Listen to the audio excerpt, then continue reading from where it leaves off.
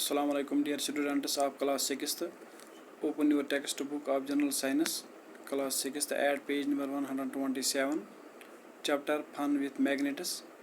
Our today's subtopic is poles of a magnet. ये आज का हमारा subtopic है. Poles of a magnet. अगर हम एक बार मैग्नेट को एक आयरन हीप में रखेंगे, आयरन फिलिंग्स के हीप में रखेंगे, जहाँ पे आयरन फिलिंग्स बहुत तादाद में होंगे, तो वहाँ पे हम एक बार मैग्नेट रखेंगे. जो आयरन फिलिंग्स हैं वो क्लिंज टू इट और स्टिक टू इट, वो इसके साथ जुड़ जाएंगे, इसके साथ अट्रैक्ट करेंगे इस बार मैग्नेट के साथ आयरन फिलिंग्स. जो मैक्सिमम अमाउंट होता है आयरन फिलिंग्स का, iron filings cling to the two ends of the bar magnet, ये स्टिक हो जाएंगे. जो बार मैग्नेट्स के दो एंड्स होते हैं वहाँ पे ज़्यादा ये अट्रैक्ट करेंगे, ज़्यादा स्टिक हो जाएंगे. इसका मतलब ये है जो फोर्स ऑफ अट्रैक्शन होता है एक मैग्नेट का, वो स्ट्रॉन्गेस्ट होता है near the two ends of the bar magnet. जो दो एंड्स होते हैं एक बार मैग्नेट के, इनको कहते हैं poles of the magnet. Poles वो जगह होते हैं मैग्नेट में जहाँ पे पुल ऑफ द मैग्नेट या अट्रैक्शन ऑफ द मैग्नेट जो होता है वो स्ट्रॉन्गेस्ट होता है. हम ये कह सकते हैं जो रीजन्स मैग्नेट के अट्रैक्शन ऑफ मैग्नेट स्ट्रॉन्गेस्ट होते हैं, इनको पोल्स ऑफ द मैग्नेट कहते हैं.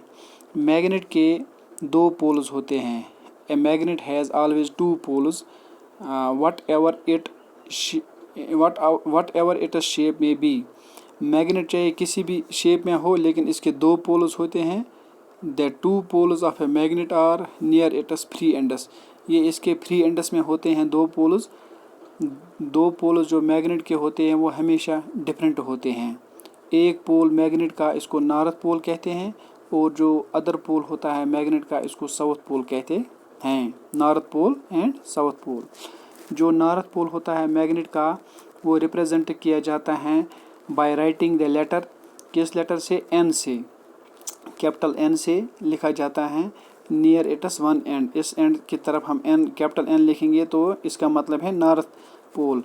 इसी तरह जो साउथ पोल होता है मैग्नेट का, इसको रिप्रेजेंट किया जाता है राइटिंग से, writing the letter capital S near its other end. इस एंड पे जब हम एस इस साइड में लिखते हैं एस, इसका मतलब है ये है south pole of the magnet. तो जो नॉर्थ पोल और साउथ पोल होता है मैग्नेट का हमेशा एग्जिस्ट होता है टुगेदर, ये इकट्ठे होता है, एक ही मैग्नेट में होता है.